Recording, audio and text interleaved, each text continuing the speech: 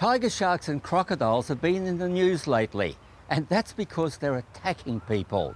And I was one of the victims.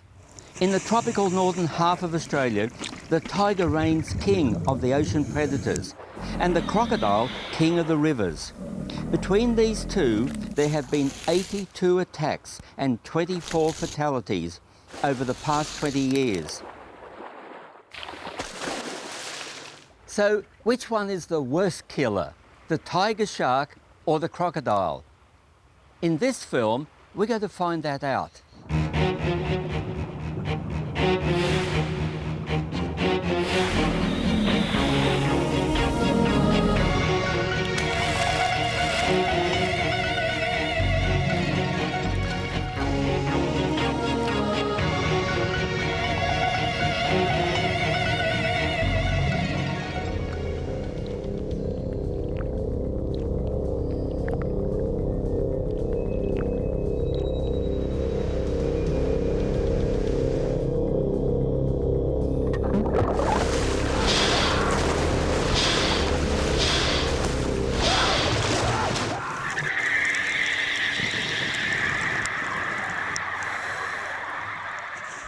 Shark and croc attacks have always captured people's imagination. It's the horrible thought of being eaten alive. I often go out to Bat Reef off Port Douglas to film tiger sharks, and this day began no different to the rest.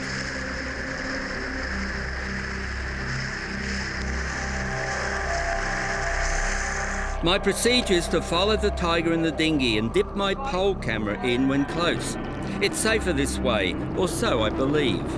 Just like people, animals can have their good days and their bad days. We're too close. The tiger turns, bumps and attacks. This is the last shot before my camera is put out of action. Luckily, John Harding snapped some stills of what's happening.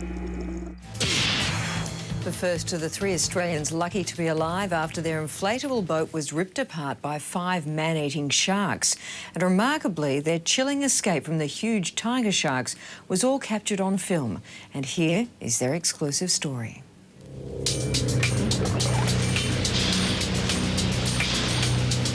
The scariest day of my life. It was bad. I mean, the shark really wanted to tear that dinghy apart. It was angry. Filmmaker Ben Kropp is used to dicing with danger, but when a 3-metre tiger shark attacked his dinghy, even Ben thought his luck may have run out. Once the tiger makes up his mind to bite, he doesn't stop. You know, he becomes like a feeding machine, and even though it's a tasteless dinghy, he still wouldn't stop. This shark was just going crazy. It was like it had another shark or fish or something in its mouth. It just wouldn't let go. Trina Fleischman was in the dinghy with Ben when the shark pounced. I froze. I just froze. With like one of those nightmares you have where you just freeze and you just can't move. That day, Ben hoped to film tiger sharks on a reef off far north Queensland when he got more than he bargained for. We saw 15 tiger sharks, all between about 3 to 4 metres. And one of them started following the dinghy, actually plodding along behind the dinghy. We thought, oh, this guy looks friendly, we'll film him. So we started following him in the dinghy, got quite close, and very close, and then suddenly the tiger turned and bumped the dinghy. Whether he charged or bumped, I don't know. I know the first thought I had was, this shouldn't be happening. This should not be happening. John Harding was steering the boat, trying to get Ben as close as possible for a good shot. Then I lost sight of the shark. It's gone under the out-of-sight part in front of the boat, in front of Ben. And what the darn stupid thing did then, it decided to change direction and go under the boat. And that's where it charged. Whether it was attacking us or whether it was trying to get away, I don't know. But I stopped the motor and I thought, where is it? And then all of a sudden, that's when I saw this head come out of the water on my left between Trina and I. I just knew I had to keep my balance, so I just turned my head slowly. And as soon as I turned around, all I could see was this big, huge face. And that's when I screamed. Well, this is where the shark bit. And Trina was sitting right here where my hand is. The dog was sitting here peering over. I'm up there, John's at the back steering. And I mean, he took many, many bites and then just started to roll and tear a metre-long stretch here. Not just this outer skin, but deflated the inner skin as well. You know, put a lot of teeth marks in there all the way through. And you can imagine that this boat just slowly deflated down. For 5 terrifying minutes, the 10-foot shark wouldn't let go. One side of the dinghy deflated. Luckily, they could see a boat of local fishermen in the distance. And I thought that they were our only hope, really. That's how I felt. So we all yelled. And, yeah, they came over. The shark's still hanging onto the boat. So imagine what they saw. And they knew it was Ben because we'd spoken to them earlier. One of them had said, "Are you Ben Crop?" And so here they are. They motor over, and here's Ben Crop's boat with a 10-foot shark hanging on it. John, were there moments there when you thought you'd end up in the water and you would become shark bait? Yes, but because it was a very calm day, and I think that was what was in our saviour. If there had been any sort of chop, the slop coming aboard the boat would have filled it up and we would have been in the water with this thing. And a cranky shark like that, no. That's what I was worried about. I didn't want to be in the water with this thing. As terrifying as this experience was, it won't stop any of this crew getting close to sharks again. No, I'll be back, but I'll be more cautious, much more cautious. Do you ever worry that your 9 lives might be up next time? No, I've been doing this for over 20 years, and that's probably the worst mishap I've had with a tiger, and so I guess another 20 years before the next one happens. Thomas and Eileen Lonergan created world headlines in 1998 when they were miscounted as being on board a dive boat and left behind. Their disappearance created endless rumours that a hungry press took up. The Lonergans were never seen again, their fate most likely in the jaws of a tiger shark. Thomas and Eileen Lonergan were on a round-the-world holiday after serving 3 years in the Pacific with the American Peace Corps. School has 1st grade through 8th grade. Teachers, Thomas taught science, Eileen maths. Right now it's November. We'll be leaving this week, so right now our house is mostly empty. They were experienced divers, but how do you train for being left 30 miles from shore? Speculation about what really happened to Americans Tom and Eileen Lonergan runs from claims of double suicide to allegations that they faked their own death. Tracy Bowden travelled to the little town of Port Douglas, north of Cairns. It's one of the most idyllic spots in the world. It's 8:30 Sunday, January the 25th. American tourists Tom and Eileen Lonergan leave Port Douglas on board the Outer Edge, bound for St Crispin Reef. 9:50, the Lonergans begin the first of 3 dives for the day. At 2:20, the Americans set off alone for their final 40-minute dive. They asked specifically not to dive with a dive master, so they were diving on their own. 3:20, the Outer Edge heads for home. On board, the Lonergans' dive bags, but not the Lonergans. The search begins 64 hours after the couple started their final dive. By now, the town of Port Douglas is abuzz with rumours and accusations about what really happened. I would say 99% yes, the sharks eventually got them, probably a big tiger shark. Filmmaker and underwater veteran Ben Crop has no doubt what became of Tom and Eileen Lonergan and who's to blame. Obviously they were left behind. Can you imagine the despair that they went through? And then it gets worse because after that dehydration sets in, exhaustion sets in, and then the sharks. Those people would have died a horrible death. Then there's the faked disappearance theory. For starters, there's this 2-storey pontoon on the reef, visible from where the Lonergans were diving. Was a boat waiting there to whisk them away? Next, the Lonigan's equipment. 11 days after their disappearance, Tom Lonigan's diving vest is washed up 100 kilometres north of St Crispin Reef, unbuckled and undamaged. 3 days later, one of Eileen's fins is found. The next day, her vest. 2 days later, a hood. Finally, their tanks are washed ashore. 6 pieces of diving gear have travelled all that way and ended up in the same area. I think they're back on land. Diving industry representative Graham Connett prefers to think it was all a set-up by the Lonigans. So you think they are alive?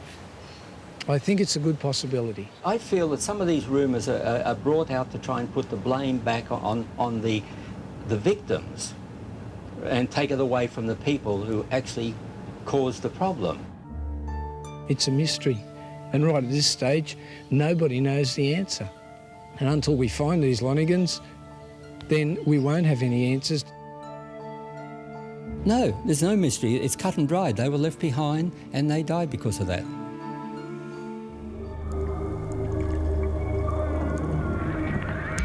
This is all that's left of the 368-kilogram shark caught north of Sydney yesterday. Bob Van Leeuwenhoek skippers the grumpy one. He and his crew were 50 kilometres out to sea when they hooked the big tiger shark. Curiosity got the cat and we split the gut open to see what was inside it. And we pulled out a big chunk of whalebone first and then some bits and pieces. Including a human skull, pelvic bone and parts of a left arm. Crocodiles are in the news too. The most recent attack at Bathurst Bay was really terrifying and great acts of bravery. Now, I was there 3 weeks before the attack on that same beach and saw that same crocodile hanging around the campsite. The first thing Andrew yelled out was, "Grab the baby." So I picked up the whole bassinet and then from what I could see, the crocodile started to take Andrew drag him out of the tent. She thought the croc had the baby, so she jumped on top of the croc, and the croc actually bit right into her right arm. I thought she was okay, but then later on found out that she, her arm was pretty torn up. I don't think I've ever heard of a braver act in my life. A Royal Flying Doctor flight brought the pair to Cairns this morning. They'd already received first aid treatment at a ranger station 60 kilometres from the attack site. One had been collected in a mustering chopper that had gone and collected him, and the late had been brought down by road. The most obvious injuries were covered by dressings applied at the first aid post, but the 4.2-metre croc had inflicted more serious damage. Mostly fractured limbs, and they were pretty lucky, basically. They were among 8 members of a Brisbane family group staying at a campsite about 40 metres back from the beach at Bathurst Bay. The 34-year-old man was dragged from his tent where he was sleeping with his wife and a child by the giant crocodile just after 4 a.m.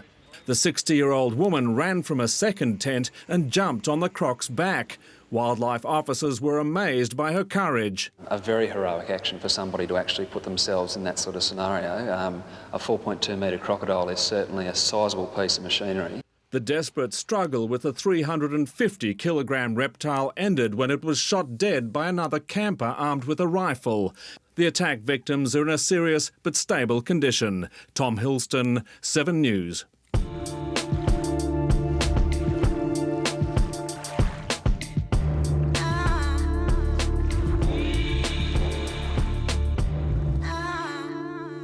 It's an attack that shouldn't have happened. A group of 9 tourists on an outback adventure went swimming in a billabong in Kakadu National Park. It was around midnight and there was a full moon. A German tourist felt something brush past her. Moments later, her 25-year-old sister screamed and disappeared. It was only then a crocodile was seen in the water. Everyone got out and phoned for help, but it was too late. The woman's body couldn't be recovered until rangers harpooned the crocodile and chased off another keeping guard of the victim.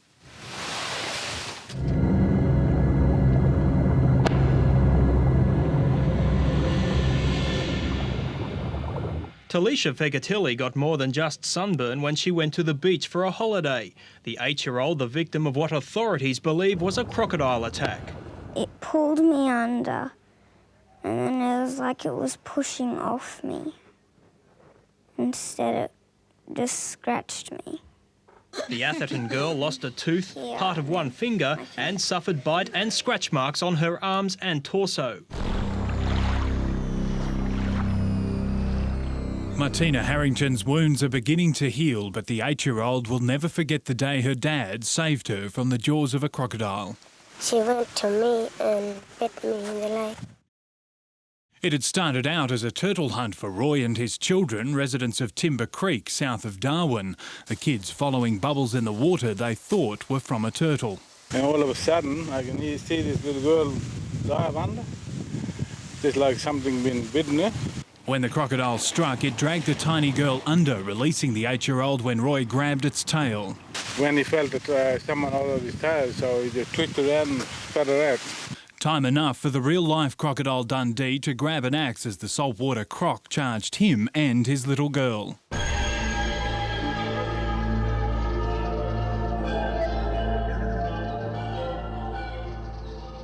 In real croc country, in places like the Prince Regent River at Australia's top end, you don't swim in the water. Ginger Meadows did, and she's dead. Her friends watched as she was taken by a 3-metre saltwater crocodile while swimming between a raft and a luxury motor cruiser. The river is alive with these prehistoric reptiles, most big enough to take a human. In this remote area, 300 kilometres from the nearest big town, it's unlikely that Ginger's body will be found, although a seaplane with Fisheries and Fauna Department investigators arrived to search today. Ginger Meadows was a part-time model from Virginia, USA. When her marriage broke up, she sought fun and adventure in Sydney, then on to Fremantle for the America's Cup. When that finished, she headed north on the 33-metre luxury cruiser Lady G. My last words were to her, this is a very big country and the north is a very dangerous place. If you're not used to it and you don't understand Australia, be careful. And now she's dead. Ginger was the 7th person taken by a crocodile in the past 2 years, a death toll that today led the federal government to consider fining tourists who encroach on these man-eaters. We will be investigating the possibility of introducing fines for people who place themselves at risk in area. At Carl's Crossing, there have been signs up for years. We have been desperately worried for a long time. But who's to blame, the crocodiles or the visitors? If they weren't there, they wouldn't be eaten. Both are certainly bad guys and a real threat if you're out swimming or fishing in the tropical north. So which is the worst, the tiger shark or the crocodile? To find this out, we're going to look at 10 of their characteristics and give each of them a score out of 10. This should bring them in. Right on him. There he is there. I want a tiger, but another shark comes to the bait first, a harmless tawny. I know the hypersensitive nose of a tiger will pick up the scent of the bait from a long way off. It's amazing, so shallow the water, and it's only 1 metre deep, and these big sharks 3 metres long are coming in to feed. The tiger is cunning and cautious. It circles the bait for a long time before making up its mind.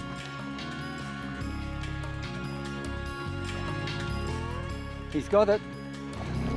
Nothing will stop the tiger after the first bite. It becomes a feeding machine.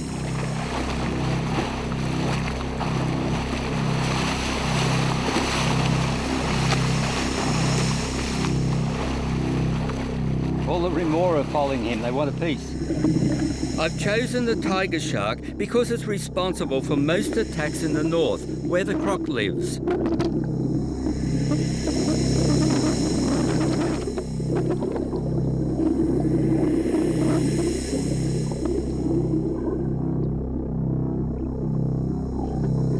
Tigers are quite plentiful. I've had up to 10 of them feeding at the back of my boat.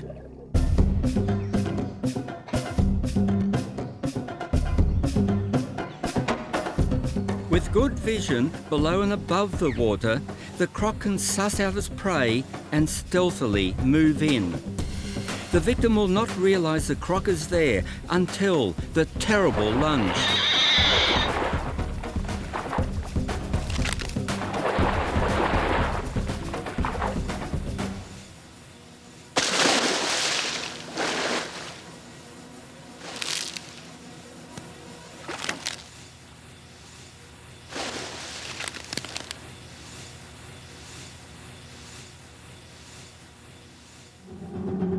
For intelligence, the shark scores 7, the croc 10.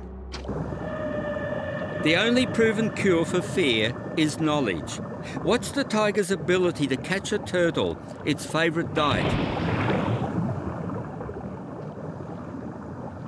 In a chase, the turtle is most vulnerable when surfacing to breathe. Those terrible teeth can even saw through the tough shell.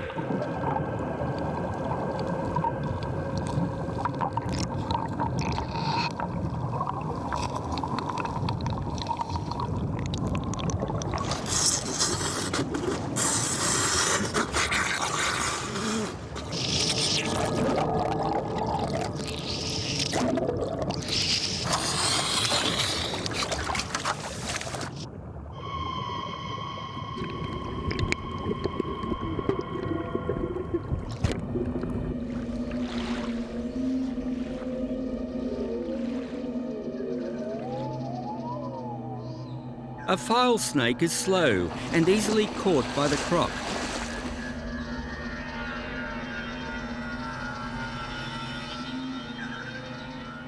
It's swallowed whole.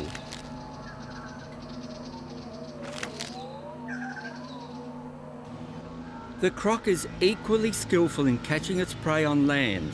Stealth is the key.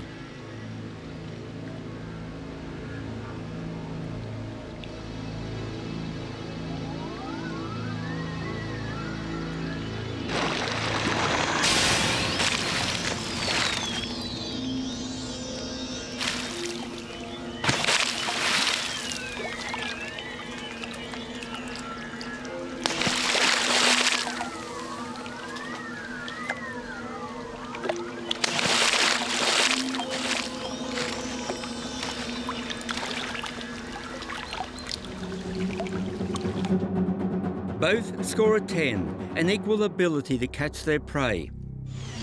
Tigers are big sharks, supposedly growing to 6 metres. The largest I've seen was 5 metres, and it was huge. Crocs supposedly grow to 8 metres, but over 6 metres is rare.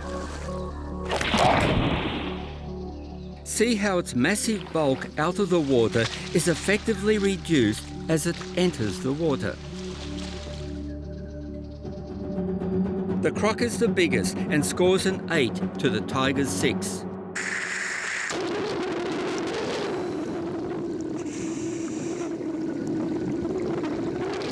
The tiger is the slowest swimmer of the killer sharks. It's king, no need to hurry.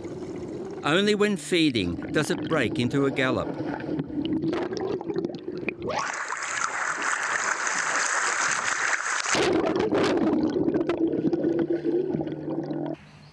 The croc needs to bask in the sun to store up energy. When it needs to move, it can do so very quickly.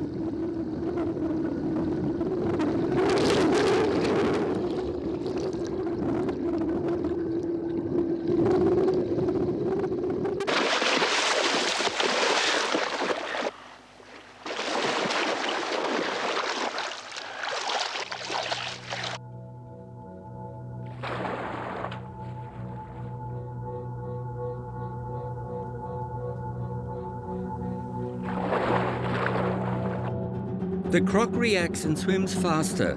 I give it a 10 to the shark's 8. Talk about jaws. The tiger shark has it all. Even in old age, it still has a full set of teeth.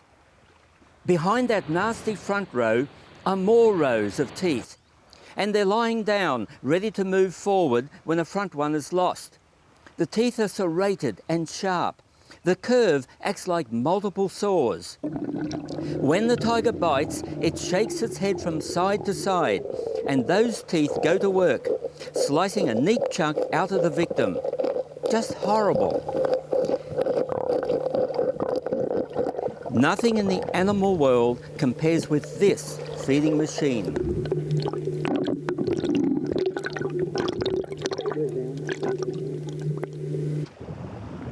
The crocodile has conical teeth, like your dog, but much larger. They're for holding their prey, not cutting like the tiger. They use 3 methods to crush their victim and turn it into a rag doll so that they can eat it. And those jaws, they come down with enormous pressure, 4,000 pounds per square inch. Now that's 3 times what the tiger can bite and 40 times what we can bite, even if you're a Hannibal Lecter. Then the croc rolls. It's called a death roll, for it kills and breaks the victim's bones. Finally, the croc slams the victim on the water surface, and now it's all jelly, a rag doll, easy to tear apart and swallow. So diabolically gruesome. The tiger shark wins Jaws with a 10, and the crocodile 8, if that's any consolation when it goes into a death roll. The more we know about a killer, the less frightening it becomes, but it's difficult to study the behaviour of tigers. We do know that the tiger has the highest known electrical sensitivity in the animal kingdom. Those electroreceptor pinholes in the head and lateral line canals pick up the slightest vibration some distance away. A moment before it bites, it protects the eye.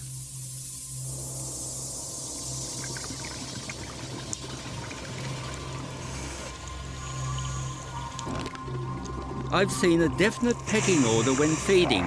The largest feeds first.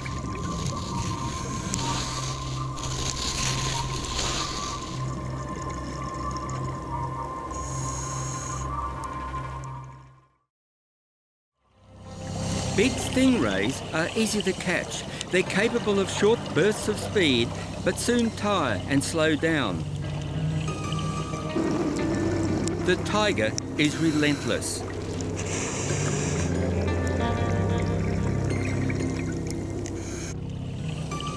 The ray's own electric organs can emit a burst of current that can jam the tiger's electroreceptors.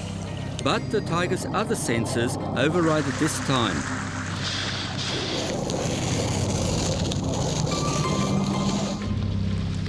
Dugong are a special treat, and the tiger its greatest fear.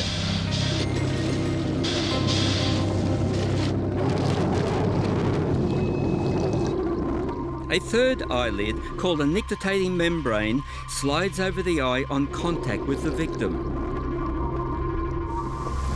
The croc has an eyelid too, a clear membrane that gives it good vision underwater.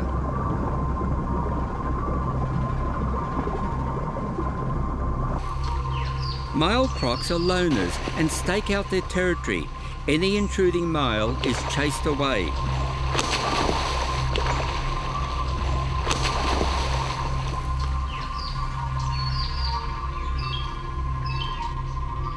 They're perfectly capable of catching birds roosting near the water. I saw this female blowing bubbles. I don't know why, but it did happen a few minutes before mating.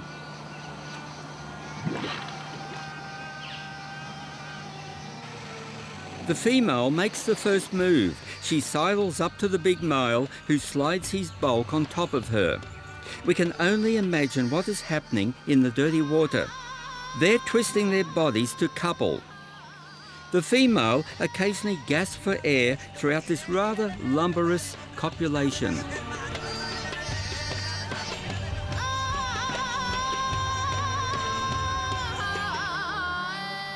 She swallowed some water.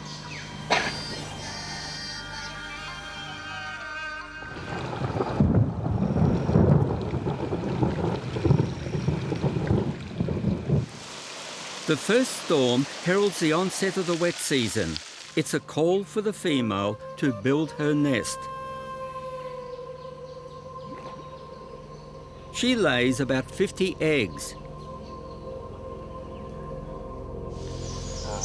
When checking a nest for eggs, first make sure the female is not guarding it, for she can be very cranky. Hey, let me have these.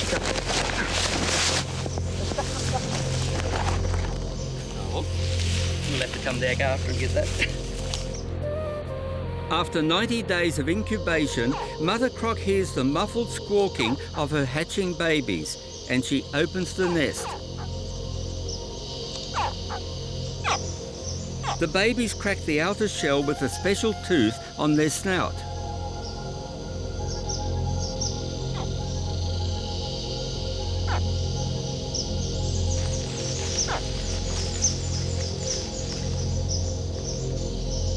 Once they leave the protective custody of the mother, they're at risk. Only a few survive to grow to an old age, unless shot by man.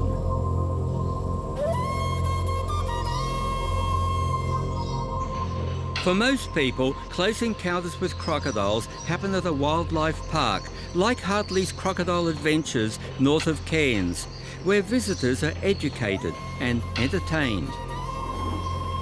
We have 24 crocodiles in here. They are all the same species, the estuarine crocodile. If you're trying to imagine what 8.6 metres would look like, it's 1.3 metres longer than this boat. Alright, let's see if we can get some. The time we have any trouble getting chicken heads is when the Colonel's got a special on nuggets. Come on! Swim out towards the boats if they're hungry. Yep, I can see you coming. Hurry yourself up. Come on! Come on! That's the girl. Come on, up you come. Good girl. There. Come on, hurry yourself up. Come on! Quite normal behaviour. They eat a lot of birds in the wild, particularly water birds. One way they capture them is birds are roosting on branches out over the water. They can drive themselves up like this. Grab the birds off the branch. You're not going to give it back, are you? Come on, give me the extra pole. That's the boy. Straight under the boat. Stay there, young lady. Come on. Try and get them to jump up as high as we can possibly get them to jump to get that food. Come on, up you come.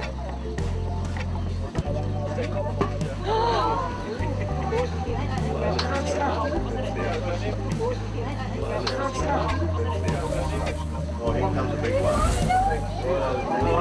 Look at this one. They have no fear of the boats.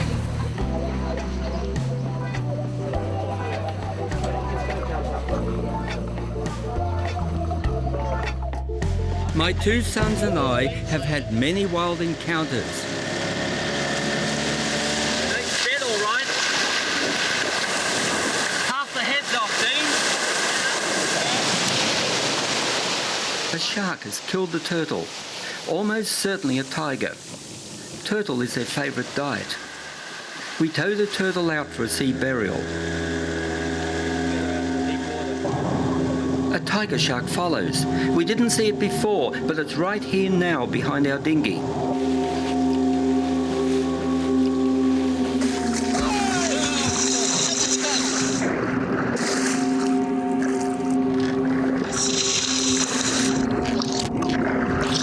I'm not one to let any filming opportunity pass by. Oh, I can feel it crunching into it. Look at him, go for it. No further. I'm not bringing it any further. He's doing it right under the dinghy. I just hope they don't stick their teeth in our rubber ducky. Holy, there's 3 tigers now. They're all circling.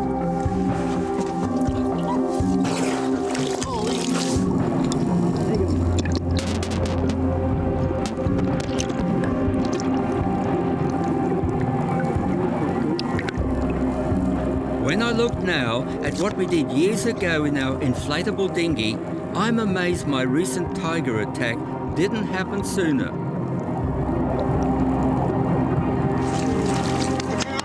Watch out, watch out, watch out.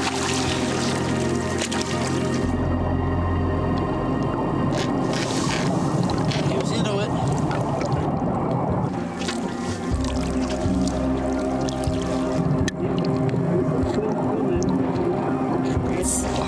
Watch out, watch out. Too close. Oh, wow. He was just coming straight up this way. Yeah, I think must be for the weight of the I think camera. it's going to have a go at the camera.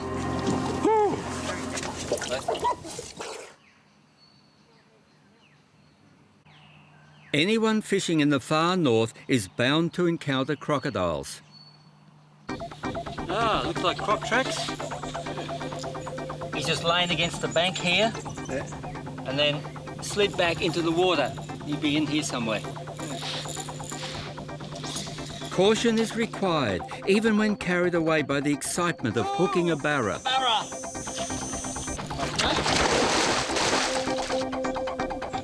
Oh! Wow!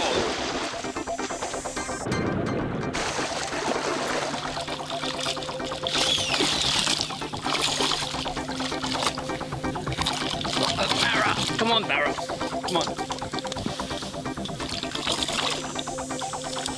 Well,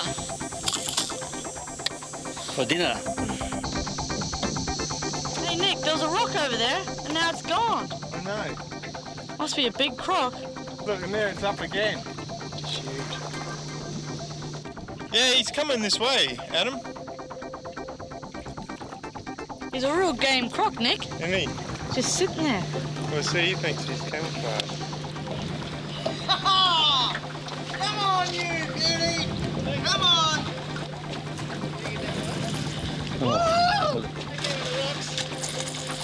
Whoa, look at the size of him. Hey, Dean, the croc's coming! Watch out! Look at him go!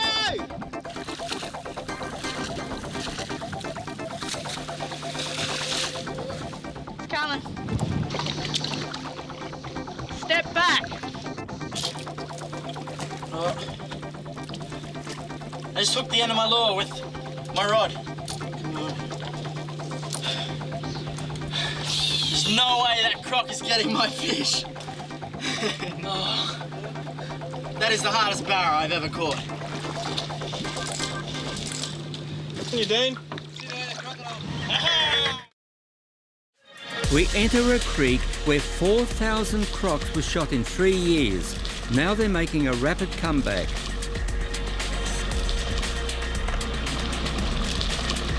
Got it.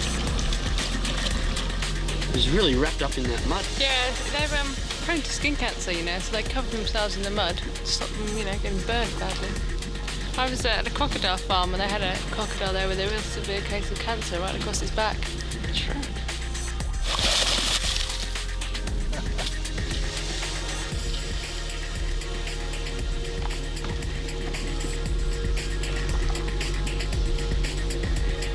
Familiarity breeds contempt, and we do become foolish in this croc encounter. Jackie is not impressed. This is his eyes watching us. Dad? We're getting close. Sunbake, he disturbed his peace. I think he's going to go rather mad soon. Don't get much closer than that. Look, we're a bit close for my liking. Really, we're too close. No closer. Julie, no, back off. Back off. Don't overdo it. But he can swing around and come in the stingy. And you don't want to jump out in that water, do you? No, I'll sit on Jackie's neck. Boss, better hold your side, the wind's pulling us round. Uh-oh. Oh, there we go, he's moving again. The tree's broken. To which I was holding. What do you think of that, Jackie? Closest as ever you've been to a croc? Sure is. Floating away. Hoss, what are you doing? Alright, that's close enough, Hossy. Hoss, he's screwing himself up. Yeah. He's there again. He's there. Hoss, he's there. He's looking at us. He's looking straight at us. I went under He's again. gone. 5 of us against 1 of him. Where is he? Smaller than 1 of us. He's up. He's up. Look at him. Straight There's at Nick. us. He's there. Forward, Hoss. Let's go again. Forward, Hoss. Well, we might as well go now, eh? Please. Oh, she's hungry. Anyone thought of that? We're running along the foreshore near the river mouth and see a crocodile slide in. The water's clear enough to follow it. He's not impressed with us at all. It's big. This is a wonderful opportunity to film the croc underwater, and so I lower my camera in. It's a safer way to film a croc, but difficult because of refraction. I have to guess the angle and hope I have the croc in frame. Don't go over, Dean. Okay, slow down. Yeah, it's coming up.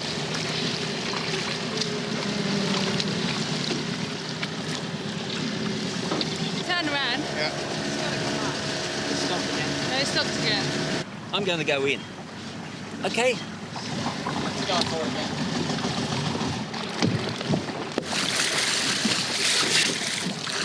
Now I can see what the camera's recording.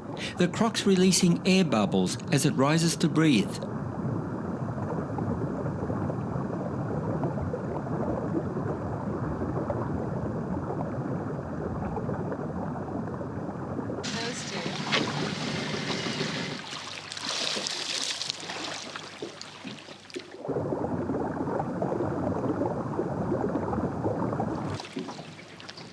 What does it look like, Ben? It looks good. About 2 metres long and very quick. Not aggressive, I don't think, at all.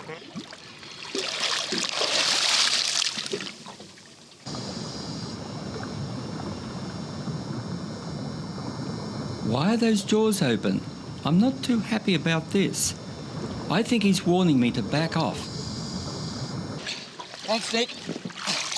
There you go, you get some good stuff. Look, beautiful, Yeah. beautiful, yeah. And very tame, just the way he sits on the bottom. Yeah, right. Not aggressive. I don't think he'd have a go at you. Yeah, right. Really, really beautiful croc. Excellent. This same croc attacked a girl 6 years later. I'm cruising past Turtle Point, running alongside an algae slick, when fins slicing the surface catch my eye. It's a manta ray. They normally feed on plankton, but here they're following the algae slick. They're not bothered by my boat drifting close alongside.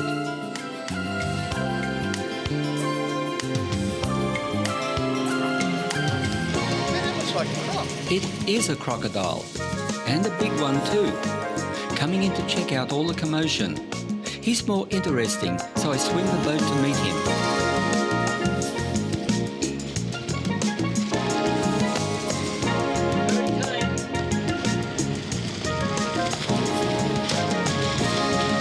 There he is, beautiful.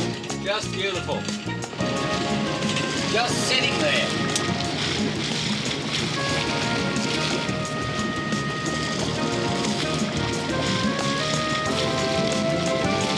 Turn back toward the island, Nick. See if I can get up ahead.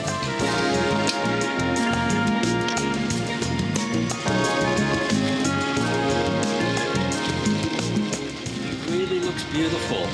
I mean, this is when the crocodile really looks his best. Nice and clean.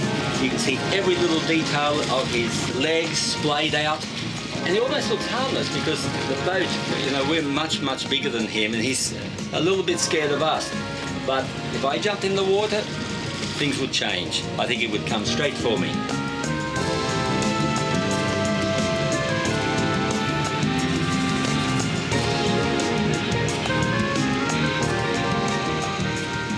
Fishermen say that where there's crocodiles, there will be barra.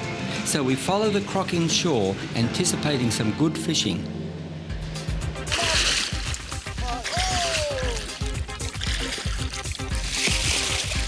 Without lots of crocs, the barra population would be low, for the croc feeds on catfish that eat the spawn of the barra. There he is. Oh, he's heavy. I can't lift him up. Not with a little trace. Here we go. Oh, how is that? Now that is a barra. Oh, look at the sharkies. God, they're everywhere. Oh. You start setting.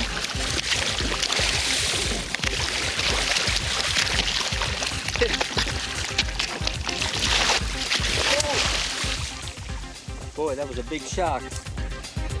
Yeah, he took the lure, everything. Oh. There's another shark following him. Okay.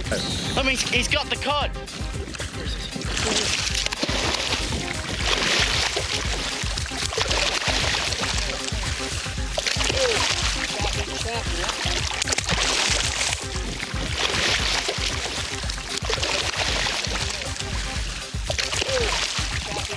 In the wild north, it's certain you will encounter lots of crocs, barra, small sharks, and the occasional big tiger. Now we're going to look at how many recorded attacks there have been in the last 20 years.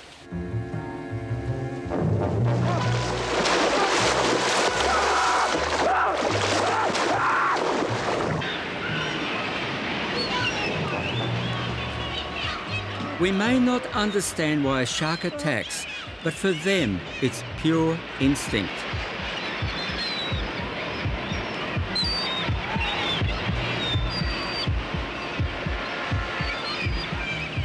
There have been 22 tiger attacks over the last 20 years.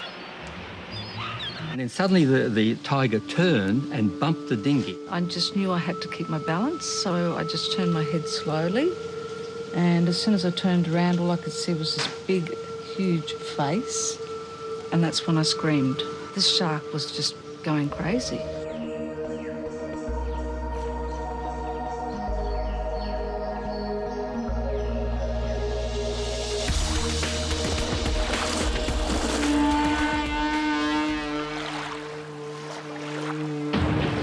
There have been 60 croc attacks in the last 20 years. The new mine hunter HMAS Huon had picked up 2 sea kayakers after their companion was mauled by a 4-metre crocodile.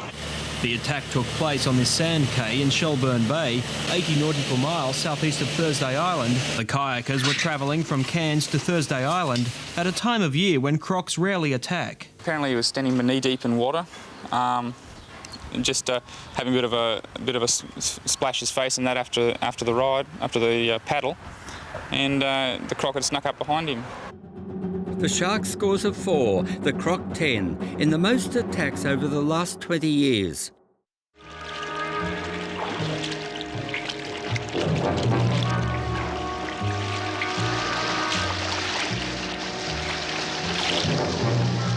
There is nothing more gruesome than a creature eating its own kind.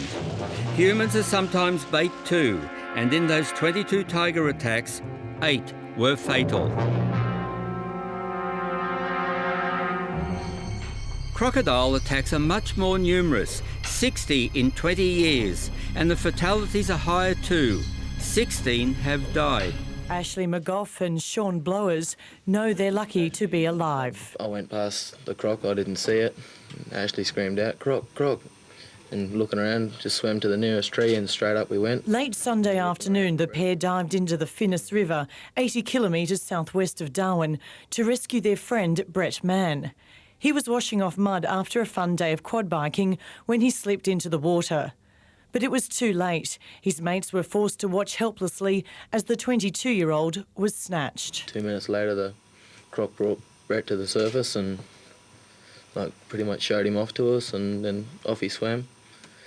And then 5 minutes later, he was back. For the next 22 hours, the huge reptile stalked them. He come down around the back of the tree and we just sat there watching us for a while, and then he went under, went around the other side of the tree, come up, he just made sure we could see him.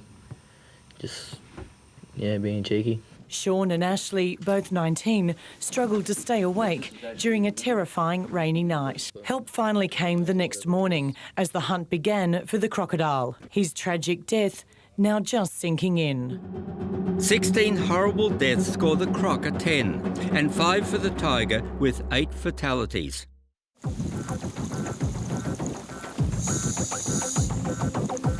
It's unlikely a scuba diver will meet a tiger, and even more unlikely will it attack. It's people like me who are more prone to an attack because I'm purposely attracting them. I've filmed many tigers in close encounters over 40 years with only one real attack.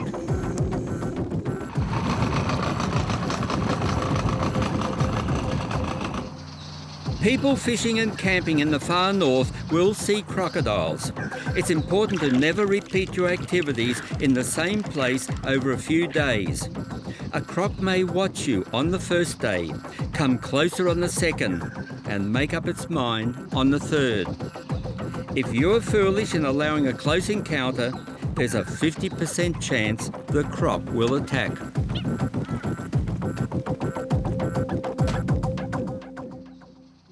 The tiger barely rates a 1 in the likelihood of an attack. Let a croc get close to you and your chances are not so good. Recorded attacks over the last 20 years have shown that 8 out of 22 tiger attacks were fatal. Now that means you have a 30% chance of dying in an attack. It appears that when a tiger bites, those terrible teeth cause such a massive injury, it's likely you will bleed to death.